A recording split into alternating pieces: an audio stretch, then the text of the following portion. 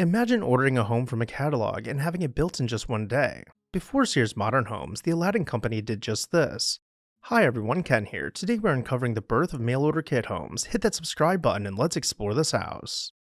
Aladdin kit homes trace their roots back to the early 1900s, a period in which America was bursting at the seams with new ideas, industrial expansion, and a population on the move. Founded by brothers William and Otto Sovereign, the Aladdin Company began as an ambitious effort to capitalize on the emerging concept of mail-order consumer goods, except this time, the product for sale was much larger than your typical package. Instead of household trinkets or clothing, the Sovereign brothers envisioned pre-cut, ready-to-assemble homes that could be shipped by rail to prospective homeowners all over the country. This was a remarkable leap at a time when building a house typically required hiring skilled carpenters, sourcing materials from local lumber yards, and planning a construction project that could become quite complicated and expensive. Yet to truly appreciate how Aladdin kit homes became so influential, it helps to look at the broader picture of American life in the 20th century. The Industrial Revolution had laid the groundwork for mass production, and railways were rapidly connecting cities and towns, making it feasible to transport large shipments of materials from coast to coast. People were steadily moving towards urban centers and newly platted neighborhoods, while an emerging middle class began to dream about owning single-family homes. That dream could be difficult to achieve when much of the country still relied on smaller contractors or more traditional, time-consuming building processes. Aladdin's solution was simple and innovative: package every part of a house, every board, every nail, every window sash, into a single kit, label these components clearly, and include detailed instructions so that homeowners or local carpenters could assemble their new abode. With the railroad network in place, these kits could be shipped almost anywhere. At first, it might sound too good to be true. Who would trust an entire house that arrived in crates, presumably to be nailed together by people who might have little or no construction experience? But if Aladdin's success is any indication, the market was receptive and growing. A person in, say, Tennessee or Colorado could flip through an Aladdin catalog, choose from a range of styles and floor plans, place an order, and in a matter of weeks receive everything they needed to build a place to call home. The Aladdin Company's approach was often referred to as the Readi-Cut system. The raw lumber was pre-measured and cut at the factory to precise dimensions, which minimized the guesswork and the waste that often plagued traditional home building. In theory, even a moderately handy family could raise their home with a bit of determination, although many owners did hire carpenters to ensure professional results. One of the fascinating elements of Aladdin's story is how thoroughly it intersects with major cultural and economic trends of its time. The early 1900s through the 1920s were an era of explosive growth, with new technologies, telephones, automobiles, electric lighting, all transforming daily life. The idea that housing could likewise be modernized and mass-produced resonated with a public that wanted to embrace efficiency and progress. Aladdin, in fact, was the first major kit home company, predating the more famously remembered Sears Modern Homes by a couple of years.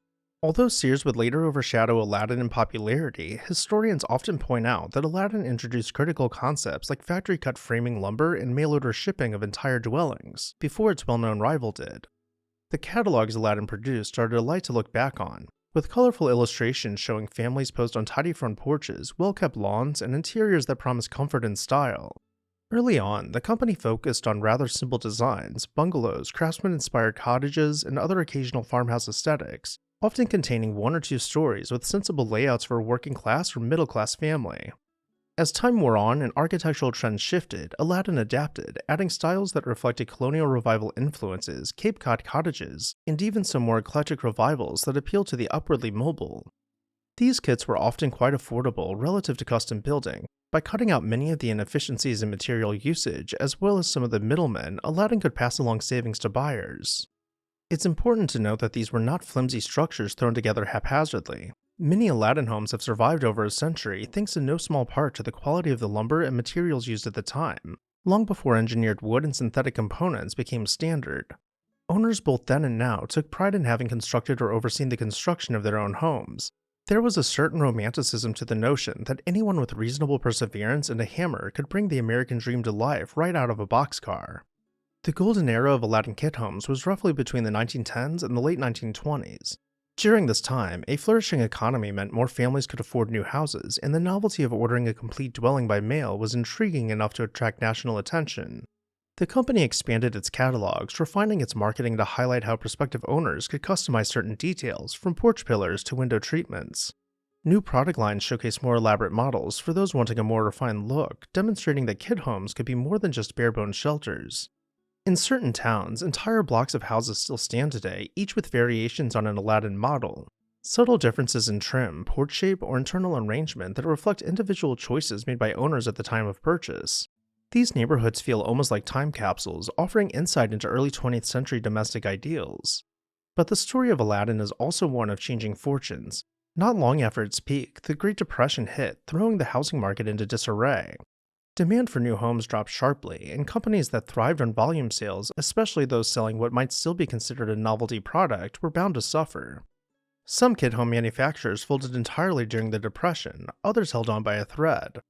Aladdin managed to stay afloat longer than many, partly due to a decent backlog of orders and partly through attempts to widen its reach. Eventually, though, the economic strain combined with a growing field of competitors and a declining consumer confidence chipped away at the company's dominance. World War II brought its own set of complications and transformations. On the one hand, wartime production ramped up industrial output, and there was a significant need for worker housing near factories. Kit homes, in theory, might fill such a need. On the other hand, shortages of certain materials and the shifting focus of the workforce made it harder to market and ship these homes successfully to everyday families. By the time the post-war housing boom began in earnest, a new breed of developers, like William Levitt, who built entire suburbs of nearly identical houses, were transforming the real estate landscape. These large-scale developments often employed on-site mass construction techniques that mimicked some aspects of kit home efficiency but didn't require the consumer to do the assembly. This development model became so commonplace that prefabricated kit homes no longer seemed as fresh nor practical to many. All these changes culminated in a gradual fade for Aladdin. The company existed in some shape or form for longer than most of its competitors, but eventually, its original run came to an end and the brand slipped into obscurity. It would later resurface under various incarnations, at times leveraging nostalgia for old catalogs and the vintage allure of the early 20th century design.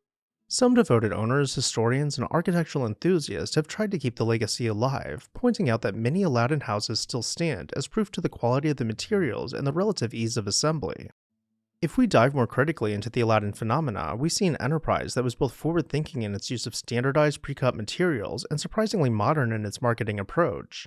The company's Readi-Cut system might be viewed as a precursor to today's modular construction practices in which entire panels or modules are fabricated off-site and then transported for rapid assembly.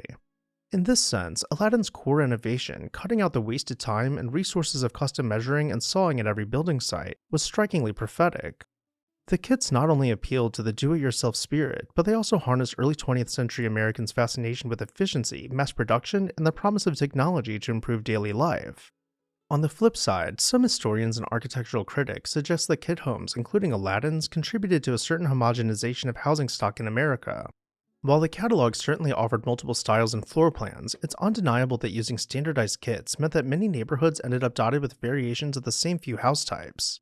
There's also the reality that not every homeowner had the skill set or the physical ability to assemble a home, meaning that do-it-yourself sometimes proved more challenging than the cheery ads might have implied.